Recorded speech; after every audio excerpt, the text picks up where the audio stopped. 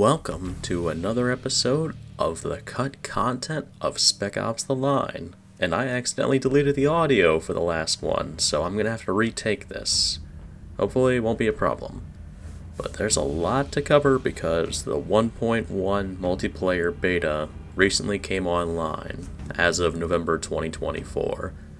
It's an updated version of the original Xbox 360 multiplayer beta from 2010.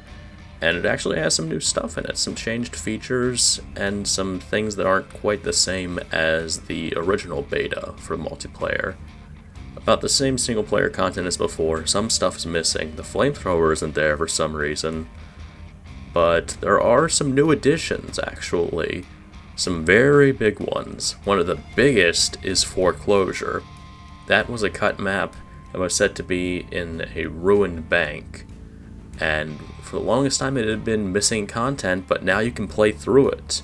It's available as a default map. It's playable in the daytime. Doesn't quite look like the images and videos we have of it for the final version, so it must have been updated at some point. But it's pretty crazy. Looks fine too. I don't see why they cut it. It plays well. I don't know if they were just trying to iron out what maps played the best, but really I didn't have any issues with this, especially because Spec Ops only has like 6 maps total for multiplayer. It could use some more. And there were 2 more ready to go, this and Tanker, which we still don't have yet. A big shout out to Devildwarf for actually testing out the 1.1 beta and being able to play a full match, which I never thought was possible. It's crazy to see an early version of a multiplayer mode that's so radically different being tested out with someone else. If you get the chance, you should definitely check out his videos on the beta. I'm going to be linking to it in the description so you guys can watch it for yourselves. There are some also differences in how these maps play out. Crow's Nest is set during the day, and its structure is a little different from the final version.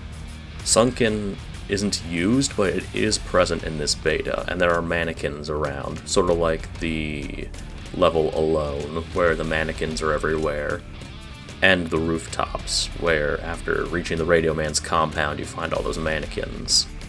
There's a menu for Exodus that can be loaded, but sadly there are still no leftovers, or at least not enough leftovers to make it run. There is an icon for Daniels though, and since the other icons just seem to be all for free, the cut guide character, this might be the only image that exists of Daniel's appearance, since he's unrecognizable when you find him in Chapter 6, and the Grey Fox dossier doesn't have his image included. So this might have been the only time we can see him unless the models for Exodus leak. Speaking of models, the Beta Elite from the multiplayer beta has a bit of an updated appearance in this one. He doesn't have his sunglasses on. Not sure why that change happened, but that's the only big difference, really, compared to his original version. There are also some minor differences with how the multiplayer announcers are. They have similar lines, but they have new radio filters, and they actually sound pretty good. I like the way they sound. That gives them a more professional and gritty feel to it. Not all the lines have been altered though, like the stuff for Exodus went unchanged. I'm not sure if that's a sign that they were just updating the filters for the playable multiplayer modes, or if they were already beginning to neglect Exodus. It's tough to tell. There aren't any new lines for that game mode, just as there aren't any new lines for Walker, the single-player stuff. It's just what we had from the previous multiplayer beta. If you look around the game files, you can find more interesting stuff too. There's a normal map texture for a cut weapon called the AP-40. It looks like some kind of turret or some sort of vehicle-mounted weapon, but I have no idea what it's supposed to be, because there's only this big blue texture for the normal map. And I can't really find any references to an AP-40 or what it might be outside of like fictional references, so all we can really do on that is speculate. There's also a full text section referencing a tutorial. I think I had mentioned a potential tutorial in the original storyline leaks from the 2010 multiplayer beta, but this is like a full in-depth explanation going through the motions of what Walker and Delta would be doing. which does include that interrogation feature that I guess they cut from the game at some point, along with some of the more complex squad commands. It gives you sort of an insight as to how the first chapter would have gone. It seems like it would have been similar to the final version, but I'm sure there would have been a lot of small differences anyway.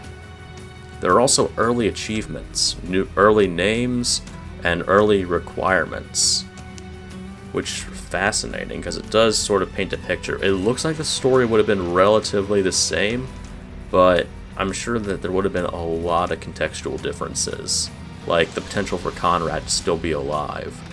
On that note, there are references to a cut speech by Konrad. It looks like it would have been broadcast through different speakers. It references sort of like Heart of Darkness, Apocalypse Now kind of dialogue, with Konrad referring to people as animals, at least based on the file names. But unfortunately the full transcript isn't there, and I have had a rough time trying to extract audio for weapons or for environmental stuff from the beta. Only the dialogue seems to be safe to extract. The other stuff just doesn't seem to really work. Might have to look into UModel or UPK Explorer to see if they can find a way to export the audio, at least in a listenable format. There are also some early difficulty and enemy health settings. Unless the weapons were going to have different stats, this game was going to be really hard. The elites, the Zulu squad, if they were still called that at this point, they would have had around 600 health on the highest difficulty. From what I remember, in the base game, it only gets up to like 440 on Fubar mode. Maybe I'm wrong about that, but it looked like enemies would have been really spongy. I'm sure it would have been very difficult. Maybe it was just toned down to make it a little bit easier for playtesters, which I can't blame them because Fubar is tough enough as it is. Can't imagine enemies just absorbing round after round in a gunfight. Something huge that was found, something that has been suspected for a long time, is that there's a reference to a co-op mode for the main campaign. So that image, from Adam's perspective of taking cover during the campaign, it seems like that would have been from this co-op mode. Not the co-op missions we got as DLC, but a full-blown playable version of the campaign where you probably would have played as Adams or Lugo, with someone else playing as Walker. Not sure if it was meant to be 3-player or 2-player, but there are references to a campaign-based co-op mode that isn't Exodus. So good chance that meant the main campaign, the story itself. No idea why that was cut. Maybe just for narrative purposes? It's kind of tough to tell. But again, it's fascinating. Makes me wonder why that was cut. There seem to be a lot of cool features that were left out of the final game, and I'd love to know the reasons for it. Was it time? Because they had a good amount of development time on hand, or were they just not happy with the way they turned out? It seems like multiplayer ate up a lot of development resources. I feel like if they had just focused on co-op, or something like Exodus or Horde mode, it might have gone a little better.